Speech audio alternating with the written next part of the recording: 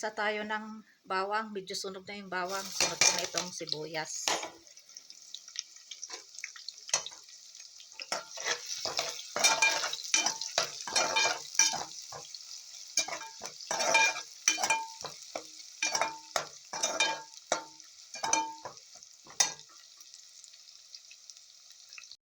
Ilagay ko na itong Baguio beans. Extra ko ito sa dinengdeng. So, igisa-gisa ko lang.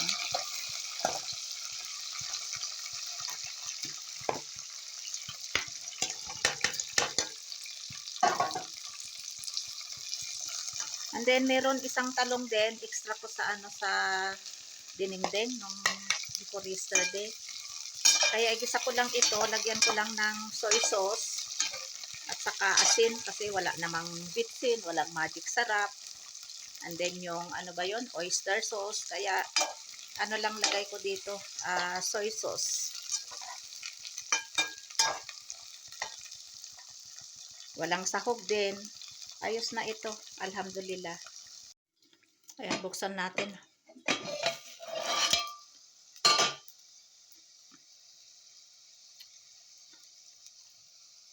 Gusto ko half cook lang. Ayoko yung overcook. Lagyan ko na ng soy sauce. Ito yung soy sauce ng Pakistan National. Lagyan ko din ng ng asin kasi lagyan ko ito ng kunting gravy pa, sabaw-sabaw.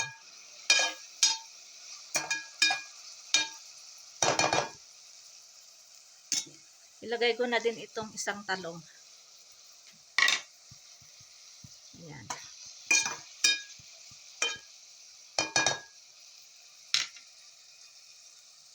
After cooking this Baguio beans with eggplant, and then I already fried this fried rice. And then next, chapati. Ito na yung aking nagawa. 8 pieces ito. So meron pang isa. Ito yung na-mix flour ko. So ito ay lang for lunch na foods namin. Mag-fried rice ako kasi na-miss ko ang fried rice. Ayan, tingnan nyo ang bawang, ang dami. Organic ito na bawang, yung G1 Gardex. Ayan. Ito na yung aking niluto. Ginisang beans at saka talong. At saka ito naman yung aking niluto kahapon na munggo curry.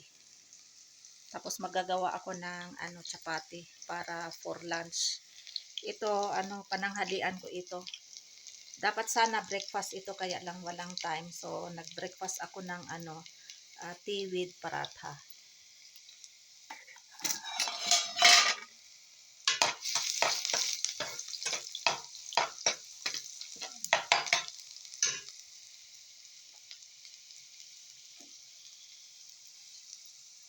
Ito lagay natin yung kanin.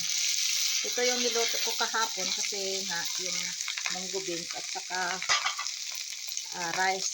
Pero nagluto din ako ng chapati.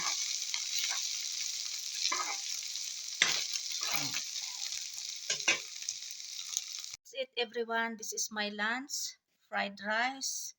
And there is also chapatis. And this is munggo beans curry. And today I cook today. Gisadong Baguio beans with eggplant. Ayan, kain tayo. Kain tayo. Kain tayo ng lunch.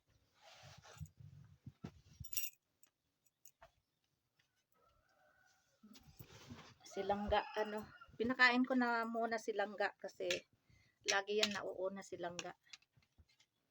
Ito yung aking niluto. Gisadong Baguio beans. Yan, sabawan natin.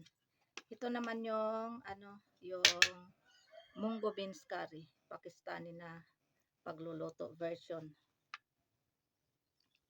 Bismillahirrahmanirrahim.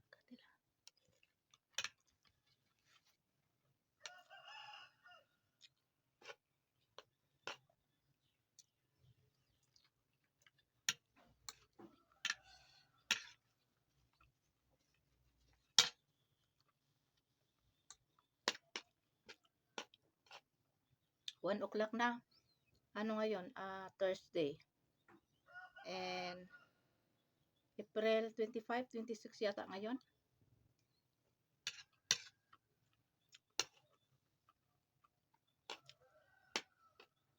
₱25 yata.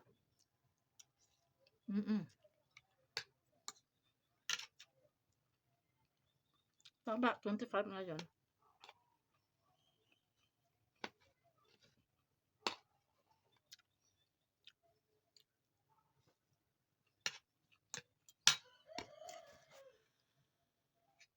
Ito, gumawa na din ako ng chapati.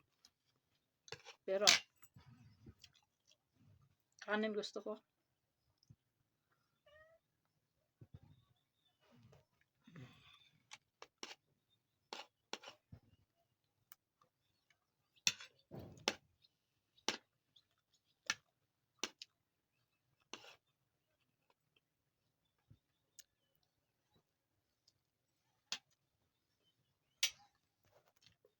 Dito ako kakain sa labas.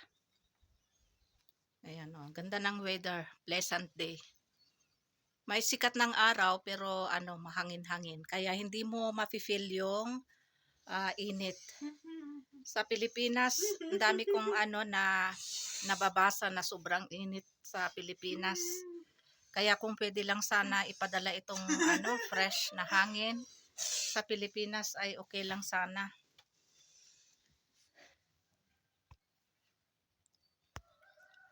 यार only in Japan na may Buddha. Japan? Wallahi. Ka Japan? And I come here.